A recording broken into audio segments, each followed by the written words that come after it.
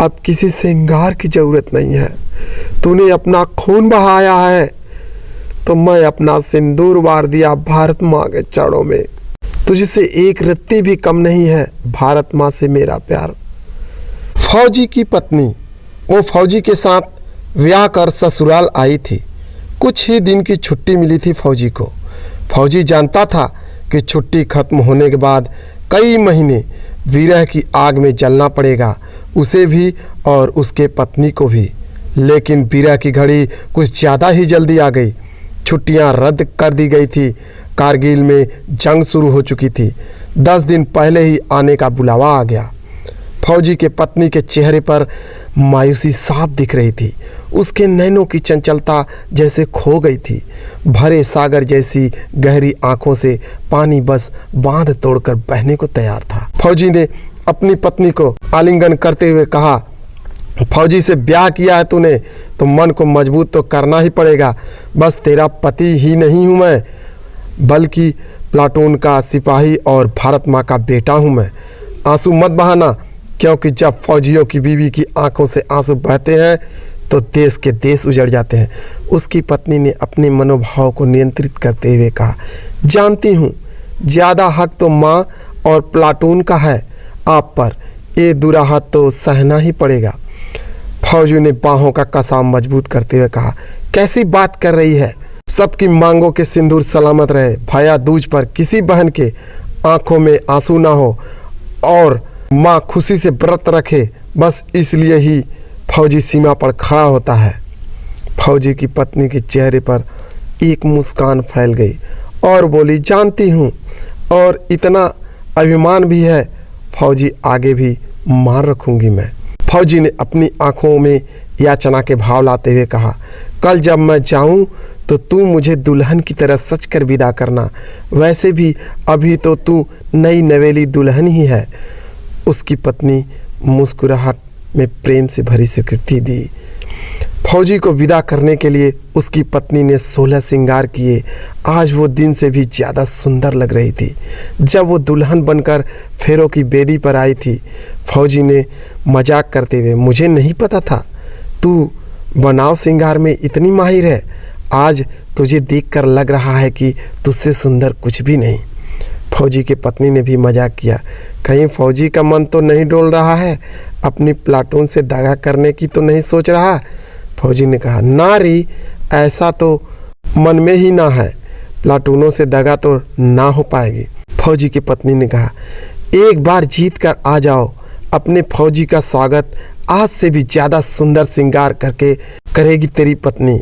ऐसा श्रृंगार जैसा किसी ने कभी किया ना होगा। फौजी ने आश्चर्य कहा, इससे भी ज़्यादा सुंदर हो सकता है क्या कुछ? फौजी की पत्नी ने कहा, जीत कर वापस आना और खुद देख लेना। फौजी ने प्रेम से परिपूर्ण मुस्कान से उत्तर दिया, लेकिन कुछ नहीं बोला और मुड़कर चल दिया। फौजी की पत्नी ने अभिमान के साथ कहा, जीत कर ही आना फौजी। फौजी रुका और बिना उसकी तरफ देखे कहा, हाँ जीत कर ही आऊँगा। बस ये नहीं कह सका कि मैं तुझे आगे बढ़कर गले लगाऊंगा या तू मुझे आगे बढ़कर गले लगाएगी। इतना कहकर फौजी चल दिया। फौजी की पत्नी ने उत्तर दिया, जीत कर आया तो तेरी कसम सारी लोक लाज भूलकर तुझे गले से लगा लेगी तेरी ये पत्नी। फौजी ने चलते चलते ही हाथ हिलाकर अभिवादन किया। युद्ध चरम पर था। पता नहीं कितने घरों के चिराग अपनी आहुति दे रहे थे इस यज्ञ में। इस फौजी ने भी अपना धर्म निभाया। जो भी शत्रु उसके सामने आया वो धराशायी हो गया। जितने घाव फौजी के शरीर पे बनते थे उसका रूप उतना ही विकराल हो जाता था। काल प्रतीक्षा कर रहा था उसकी पूर्ण आहुति की इस राष्ट्र यज्ञ में, लेकिन शायद उसके विकराल स्वरूप को देखकर काल भी ठिठक गया। और जब तक उस फौजी ने मोर्चा ना जीत लिया, काल भी उसके निकट नहीं आया। फौजी अपने प्राणों का उत्सर्ग कर चुका था। उसका चेहरा तेजमय था। फौजी का मृत शरीर उसके घर लाया गया। ऐसा कोई नहीं था जिसके नेत्रों से अश्रुधारा ना बह रही हो। पूरे गांव को गर्व था फौजी की वीरता पर। पीढ़ियों तक उसकी वीरता के किस्से गांव का मान बढ़ाएंगे। फौजी की पत्नी आई और कपड़ा हटाकर फौजी का चेहरा देखा। चेहरे पर कुछ लगा था। उसने उसे हटाया और दोनों हाथों से बलया लेते हुए बोली, कितनी सस्ती है वर्दी, मेरे फौजी पर किसी की नज़र ना लगे। फिर उसने फौजी के शरीर को अपने बाहों में लिया। तभी एक हवा का झोंका आया और उसके कानों में फौजी की आवाज़ सुनाई दी, एक वादा तो निभा दिया पर दूसरा नहीं निभाया। तू बोल रही थी कि ऐसा श्रृंगार करेगी जैसा किसी ने ना किया होगा, लेकिन तूने तो ना लाली लगाई ना सिंदूर लगाया। फौजी की पत्नी ने तुनक उत्तर दिया, चाह नहीं करती मैं श्रृंगार, दुराहत कर गया ना मेरे साथ, बस माँ से ही प्यार था तुझे। फिर उसने फौजी के चेहरे को अपने हाथों में लेकर कहा, तेरी वीरता के मान का ऐसा श्रृंगार चढ़ा है फौजी की, अब किसी श्रृंगार की जरूरत नहीं है। तूने अपना खून बहाया है तो मैं अपना सिंदूर वार दिया भारत माँ के चरणों में।